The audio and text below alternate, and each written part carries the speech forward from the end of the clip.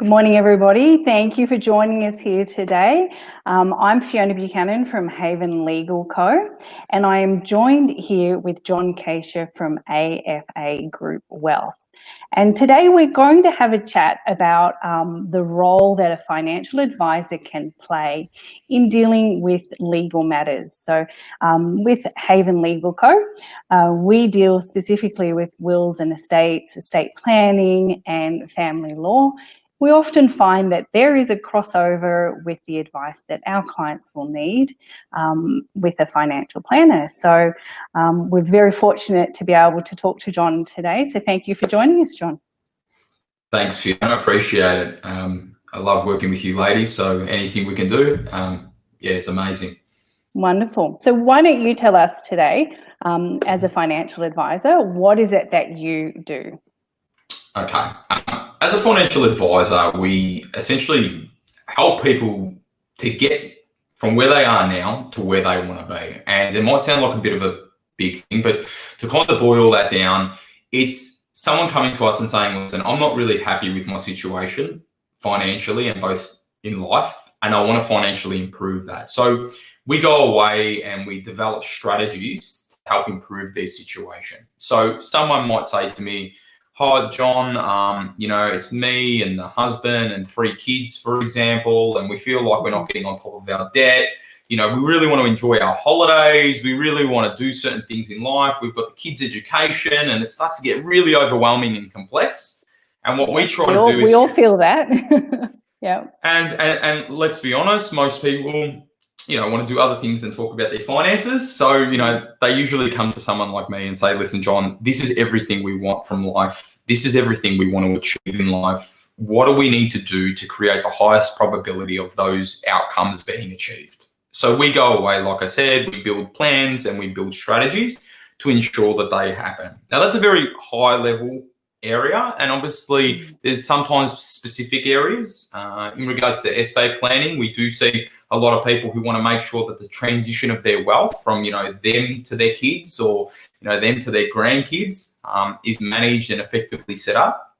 We also see sometimes, unfortunately, in divorce scenarios where there's a divorce and one party's either left with no money and kind of needs to get back up on their feet, or with minimal money.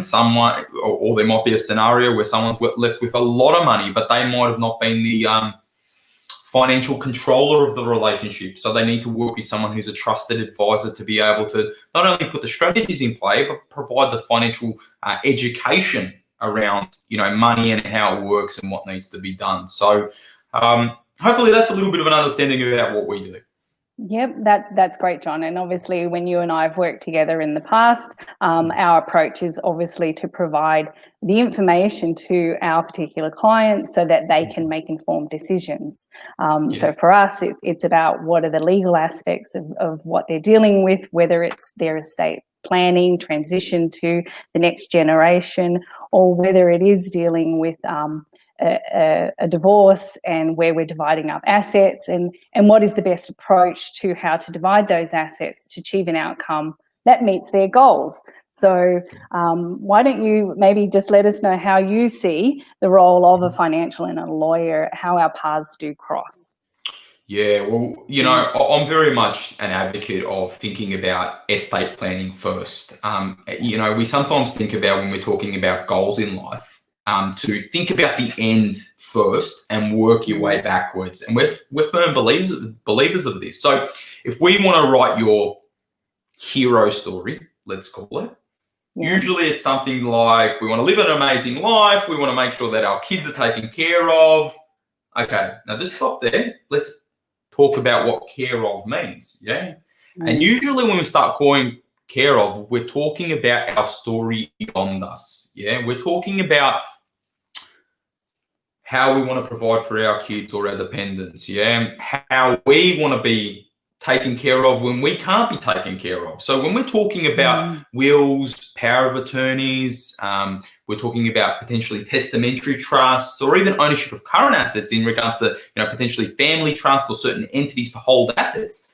Well, this is a very, very crucial role that a financial advisor plays with a legal advisor to making sure that that outcome happens for that client or has the highest probability of happening for that client. So we cross paths very much when we're doing that. And you can probably see very often, because a lot of the conversations are around, getting to what we call a financial abundance level, which is kind of, if you think about Maslow's hierarchy of needs, it's working your way up to the abundance level. And that's really giving back, to you and your dependents and potentially other people. So making sure that's all documented and making sure that that's all honky-dory is what we want it to be. So I think as well too, there's, if you look at that specific areas as well, you've got businesses when they're, when we're talking about potentially buy-sell agreements, shareholder agreements and stuff like that. That's very important. We talk about other areas when people are purchasing houses. So like the conveyancing side of things, that's also another point. Like at the moment, when a client's going to purchase a property or even sell a property, first question that's asked, do you have a legal advisor? Because we want to make sure if they're purchasing a property, for example, are they making sure they're checking through the contracts properly? Are they checking through the Section 32? And that needs to be done properly. And I think, so there's many times when it crosses paths, and I think you've worked with me before. I like very much having legal advisors involved, and even accountants and tax advisors as well. I think surrounding our clients with professional advisors is very, very critical to trying to give the best outcome possible. Yep, I absolutely agree with you, John. It's all about teamwork. And when we're putting together somebody's plan, their journey of life, then they need a good team. So that's financial, that's tax, that's legal, all of that. We're working towards the same end goal for the clients. So another area, I guess, that we often come across is for new marriages. So how do you feel that your role comes into play with helping with new marriages?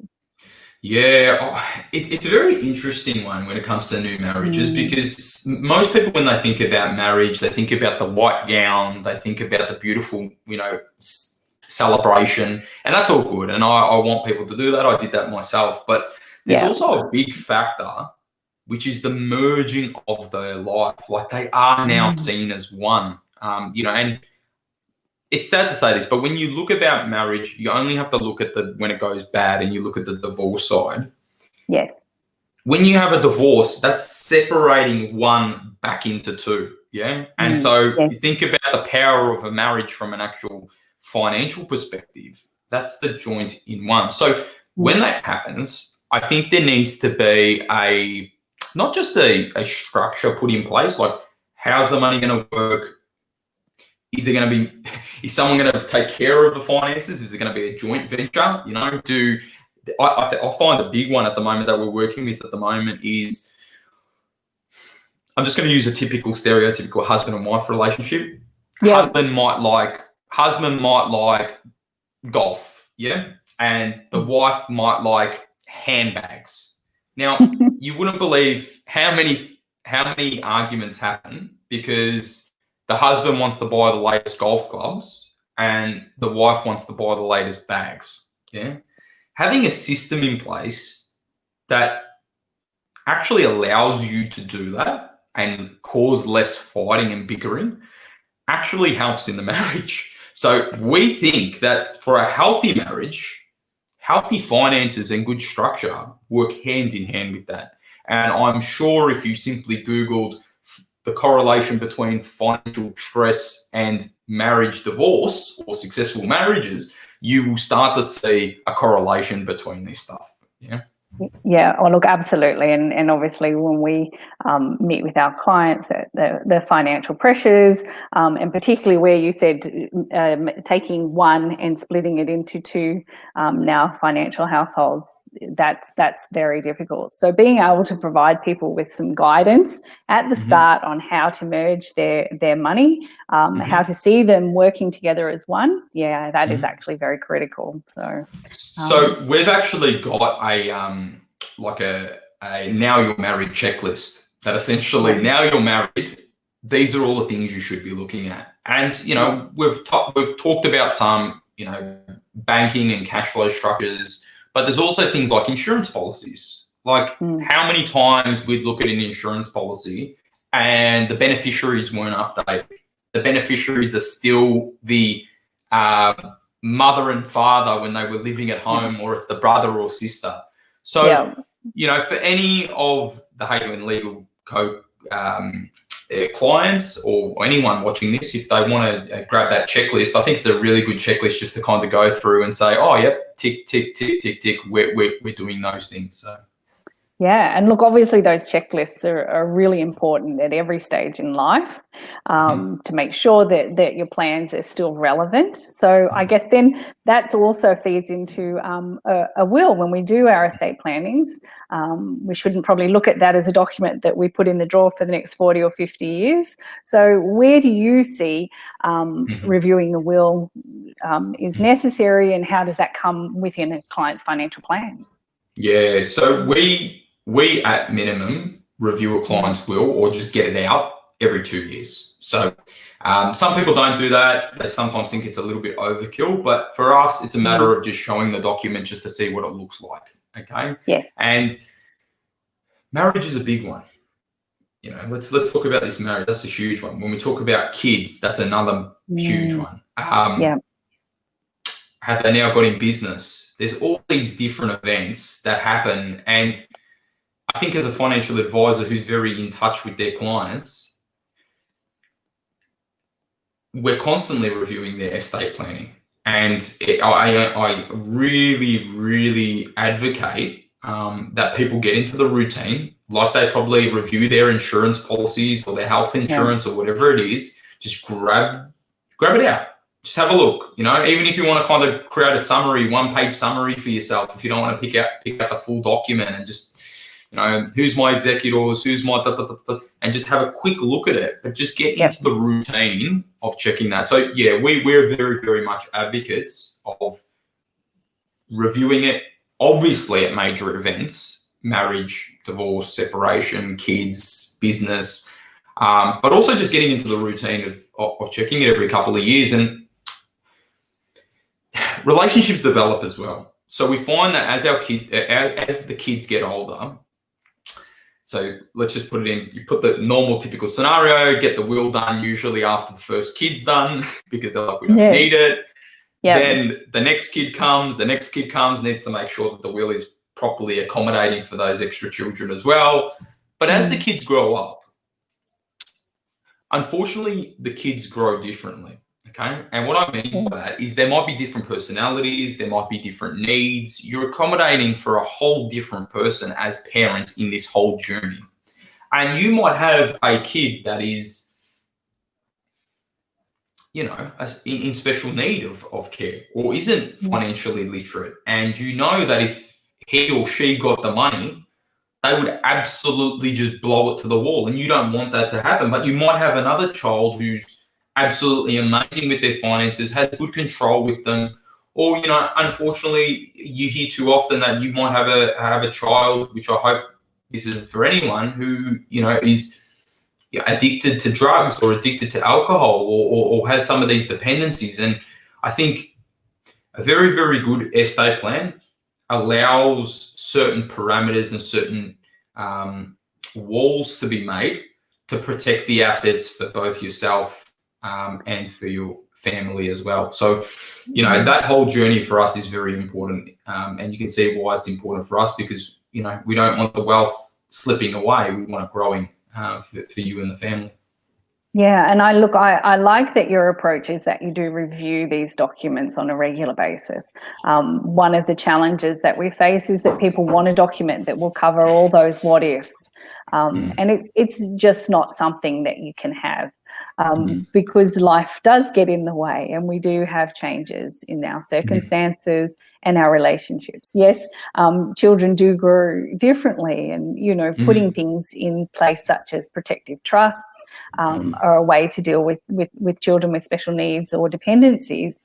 But it's not something that you start off with because that's not the type of will you need. And if you don't need it at the start. So, also, a lot of the things that we do and how we hold our assets make a huge difference as to what happens ultimately with our estate.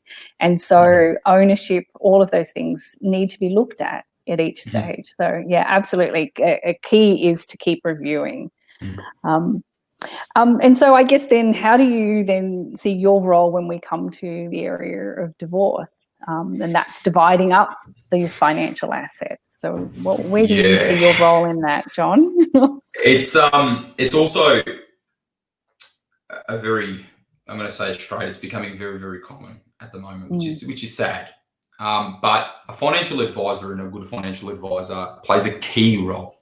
And what I mean by this is, before the divorce settlement is actually agreed upon, I believe that a person should go see a financial advisor, because I'm working with a client at the moment, which is, for me, probably the easiest example. It's her and a young child, okay? And after this divorce, she's going to be a single mum, taking care of a child.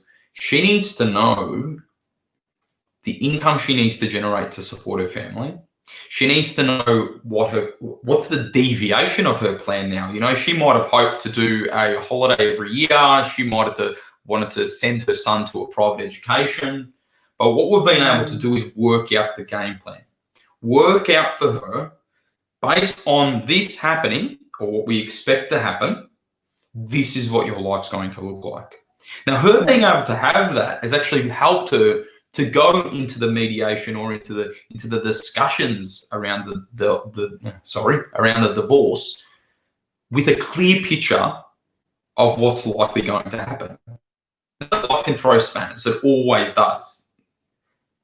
But for her, she immediately said to me, John, I feel great comfort that at least I know my direction as a single mother post-divorce if this or this occurred. And we did several strategies, like certain scenarios. Yes, scenario, I'm going to use percentages to make it easy, you know, a 60-40, you know, a 50-50, a 70-30, and she could see what the different outcomes. Now, this is pre. Post, you're actually in it now. So it's not just a matter of forecasting and looking and scenario testing. It's now a matter of actually managing. And usually there's always a financial education journey, because if there's two people in the relationship, there's usually someone who was maybe managing the cash flow and banking, but wasn't too much in the investments or the whatever. So I find that every time post the divorce, there's always an educational journey. Then there's also the implementation changes that actually need to occur. You know, beneficiary nominations to ex-husbands or ex-wives. You know, we're talking about, getting the estate planning really top-notch with the lawyer. But also as well too, was there certain contributions being made? You know, whether spouse contributions previously being made that aren't going to be made now? You know, what tax implications now do you have? You know, are you able to get certain benefits because you're now not in that marriage? And what I'm talking about, do we have to speak to the accountant about some certain family tax benefits and how you might be affected? Are you going to get some single parenting incomes? So there's a lot of different things that change post-divorce. Now, pre-divorce, obviously, we make the client aware of these certain things. But post-divorce, it's a matter of actually implementing these, because you can't get some of these benefits unless the actual divorce is actually done. Yeah, absolutely. Wow. Okay, so you've raised so many things there, which obviously, when people are right in the middle of that financial separation, it's a really tricky time to consider all of their options. And so, the best thing that we can offer is a great team, being the lawyer and the financial planner, who try and work through all of the strategies in order for them to achieve an outcome that they can move forward and achieve their own individual goals. So that's great, John. Thank you so much for joining us today and providing us with a wealth of information regarding the importance of your role, particularly when it comes to, as we said, it's the life journey that people have. It's the starting out, it's the getting into investments, it's buying your family home, it's doing your estate planning, it's your relationships, your marriage, succession planning for businesses, succession planning or generational planning in your estate. What happens if your relationships end? So these goals that people have at every stage, a financial planner, a great financial planner such as yourself, John, can certainly help them on their journey. So thank you very much. And I wanted to obviously say to you, and thank you very much for having me today, but also to all of your clients, we actually do a 1 hour kind of discovery session at no cost to the client. And the reason is because what we want to do is we want the client to get to know us and what we do, but we also want to get to know them to see if we can actually provide value to them. So for people that might be watching this that kind of say, oh, I don't know if I'm ready. Well, the only thing you need to give up is an hour of your time. Yeah. And I assure you, by the end of it, it's either going to be two outcomes. It's either going to be like, oh my God, John, you've blown me away, we want to move forward. Or it's going to be, thank you very much for your time, John, and I might not need you now, or thank you very much. And that's okay. You know, I think opening your eyes to what's possible, and what could potentially happen, any situation, be divorce, separation, getting married for 15 years, I think there's always a time to explore what options are there and how you can improve your life. So that offer's there for you guys. And if you want to, I'll send Fiona a link and then they can kind of just book straight into my calendar. Okay. Wonderful. Great. That's wonderful. Thank you very much, John. That's all right. Thanks, Fiona. Cheers. Thanks. Bye. Bye.